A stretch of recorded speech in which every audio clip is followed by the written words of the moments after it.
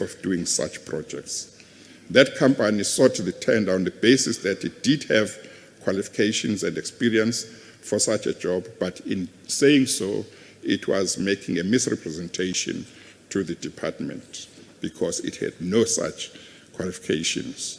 And its managing director, Mr. Sodi, confessed under questioning in the commission. The same Provincial Department of Human Settlements in the Free State was also involved in the 1 billion rand housing project, where the department was required to build 10,000 RDP houses for 1.3 billion rand for poor people.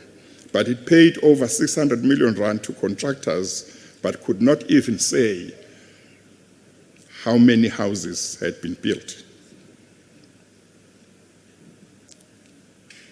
There were many places where only foundations had been constructed, but nothing else. The State Capture Commission also had evidence of a similar transaction in relation to PRASA, in terms of which PRASA awarded Swifambo a contract of more than 3.5 billion rand to manufacture train locomotives and provide them to PRASA, and yet Swifambo had no expertise or experience of manufacturing locomotives. Fortunately, that contract was subsequently set aside by the courts on, among others, the basis that the transaction was tainted by corruption.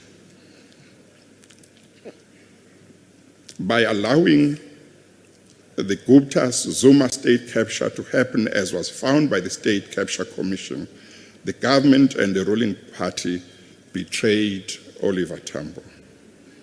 The majority party in parliament, which included members of the National Executive who were members of the National Assembly, prevented the institution of parliamentary inquiries, which would have revealed at a very early stage serious evidence of state capture before a lot of taxpayers' money could be stolen by the Guptas. They said that the investigations should be conducted by the law enforcement agencies that they knew were unlikely to reveal anything, or that would in any event take years to complete, while the Guptas and Mr. Zuma were continuing with their state capture projects to the detriment of the people of South Africa. The majority party in parliament made sure that motions of no confidence in President Zuma initiated by opposition parties were defeated over a long period as evidence mounted which showed that the Guptas were involved in wrongdoing.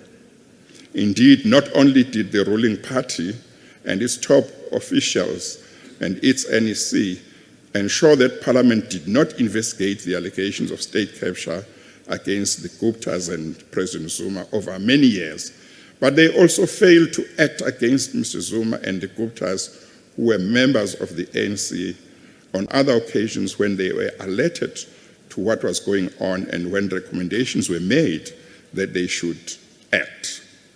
In 2011, a member of the NEC of the ANC told a meeting of the ANC that before President Zuma could inform him that he was going to be promoted to the position of minister, he said he had been told by the Guptas that he was going to be appointed as minister.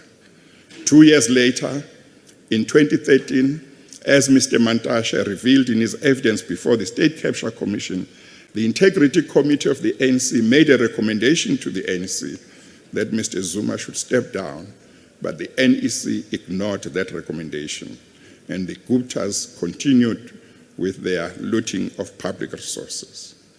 If the NEC had acted on that recommendation and had recalled Mr. Zuma as president of the country, that could have halted the Gupta state capture and all the state capture transactions that happened in 2013 and in the years thereafter could have been avoided. The NEC's failure to act on the recommendation of its own structure, the Integrity Committee, led to billions and billions of taxpayers' money being taken out of the country by the Guptas. Oliver Tambo would have been shocked to learn from the report of the State Capture Commission that the amounts that were paid by the organs of state to entities directly controlled by the Guptas were in the region of 58 billion rand. In one of her recent reports on the state of municipalities in the country, excuse me, the Auditor General reported that the majority of this country's 250 or so municipalities are dysfunctional or are on the brink of collapse. She also reported that last year, out of the 44 municipalities which got clean audits, which means more than 200 others failed to get clean audits, about 21 were in the Western Cape. It is likely that those 21 municipalities in the Western Cape are not controlled by the ruling party. This therefore means that the overwhelming majority of the municipalities that are controlled by the ruling party did not get clean audits.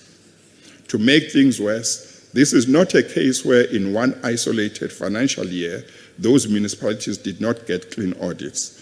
This is a case where if you consulted the Auditor General's reports of previous years, you will find that those municipalities have not been getting clean audits over many years. And not only are they not improving their performance, but every year their performance has been getting worse and worse. And the government and Oliver Tambo's organization have been ignoring the Auditor General's reports and doing nothing about those municipalities.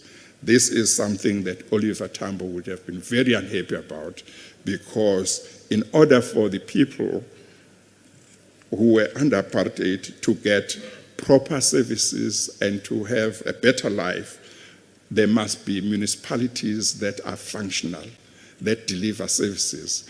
And when municipalities are dysfunctional, it means they will not be able to deliver services. Why do I raise the issue of municipalities in the context of this lecture? I raise it because this is a lecture in memory of someone who was a leader of the ANC, which is the ruling party, and has been the ruling party over the past 29 years, and who made enormous sacrifices throughout his adult life in order to ensure not only that the people of this country who were oppressed got political freedom, but also that they got national, provincial, and local governments which ensured that they got the services they deserve. I believe that because Oliver Tambo was a man of integrity and a man of truth, he would tell the current government and his organization, you cannot reconcile your conduct in allowing so many municipalities to collapse, which means they won't be able to deliver services needed by the people, with a commitment to serve the people, with any notion that you care about the people. What you have done in this regard is not what a person or organization that cares about people does. That is what Oliver Tambo's truthfulness and integrity would have driven him to tell the government and his organization.